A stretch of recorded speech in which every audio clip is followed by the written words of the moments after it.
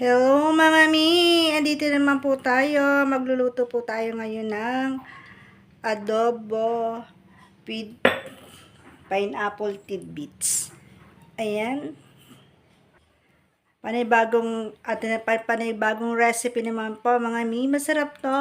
Panoorin nyo po at samahan nyo po ako hanggang sa matapos po ang aking video para po malaman ninyo. Ayan mga mi, magpapainit tayo.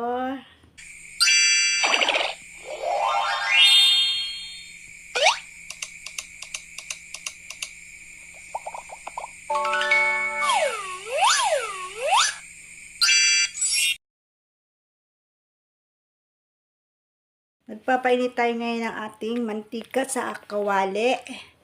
Ayan, mga amigo, kung hindi pa po kayo nakaka-subscribe sa aking YouTube channel, please subscribe na po kayo. At doon, huwag niyo pong kalimutan pindutin ang bell button para po update po kayo sa aking mga video. At syempre mga kami, meron akong nagla-live stream ako tuwing araw-araw, Monday to Saturday, 2 p.m. Sama-sama kita-kita ko po tayo doon. Ito na mga miyon, ang aking mantika ay parang mainit na siya. Sausawan ko kayo ng kamay. Char! Aray, masakit. Ayan, mga mi. Gisahin po muna natin ang ating bawang. Pagkatapos po ng bawang, syempre, lagyan natin ang ating sibuyas. Ayan. Kailangan ko itong halo-haloin. Ano mga kami, para po masarap siya. At pag siya okay na, pwede na natin ilagay ang ating manok. Kailangan papulahin ko muna ating sibuyas at bawang. Ayan mga miya. Huwag niyo pong kalimutan, subscribe sa aking YouTube channel. Ayan, masarap to mga miya. Ayan na. Okay, ayan mga luto ng ating luto na tuloy. May kulay brown ng ating lagyan natin ating manok. Ayan.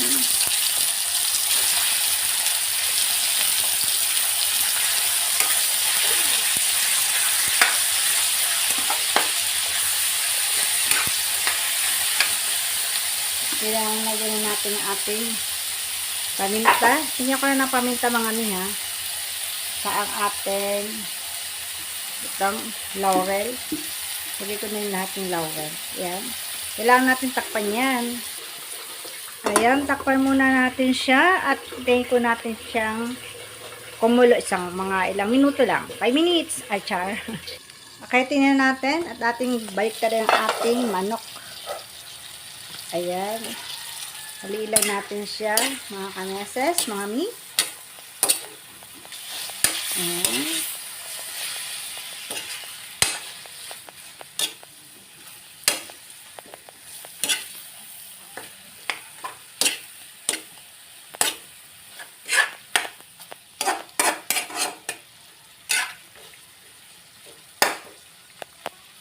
Ayan, takpan ulit natin at di pa naman siya yung malambot.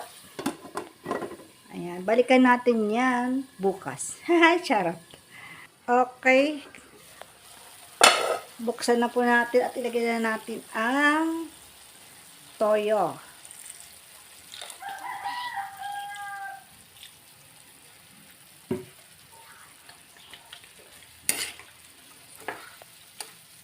Yung toyo ko nakalagay sa sa bote ng Coke. Akala mo siya Coke. Nasira, kasi yung yung nabasag yung bote ng toyo. Kaya nagbili ako nasa pouch. Diyan ko inilagay sa plastic. Ayan. Ilagay na natin ating tubig. Okay, lagyan natin na ng isang timbang tubig, char. Katamtaman lang. Ayan. Para maluto lang siya. Ayan, takpan ulit natin at balakan ulit natin siya kinabukasan ulit. Ayan, tingnan natin mga kameses. At maglagay na po tayo ng suka. Kaunting suka lang po. Ayan. Isa pa. Hintayin po natin muna siyang kumulo bago na haluin. Pag po kasi naglalagay ako ng ng suka, hindi ko agad siya hinahalo. Kailangan munang patagal mga ilang minuto Pag ganyan kumukulo na siya, pwede na natin siyang haluin para yung suka ay naluto na rin. Kasi pag hinalo mo yung suka, hindi na daw naluluto yun. At syempre, ilagay na natin ang ating pampalasa.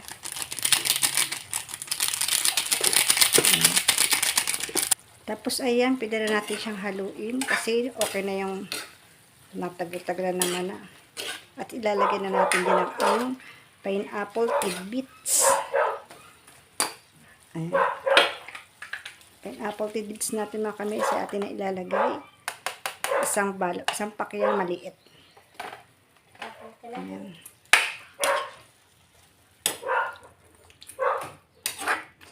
Kailan natin siyang kumulo at sasikman natin kung ano na lasa at ano to. Kasi pa ang bango-bango na niya.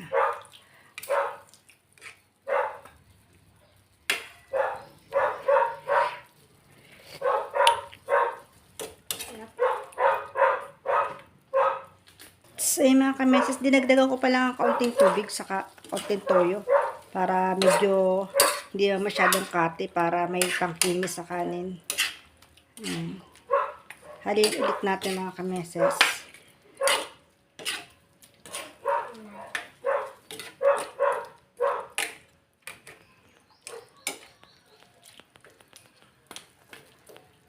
At syempre, tikman na natin kung anong kinalabsan.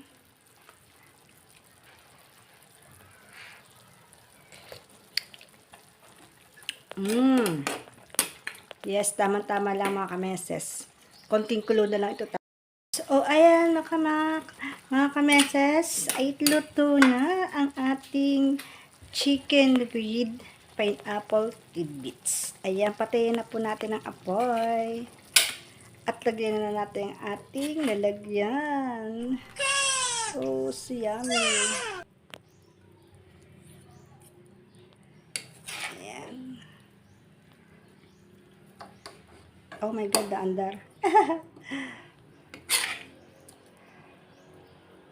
Tama-tama lang sa amin ito ng aking dalawang batuta. Eto na. It's ready to eat na tayo. Ayan, diba? Oh, diba ang sarap? Ngayon kakain na tayo. Kukuha na tayo ng kanin. Bye! Thank you sa panonood.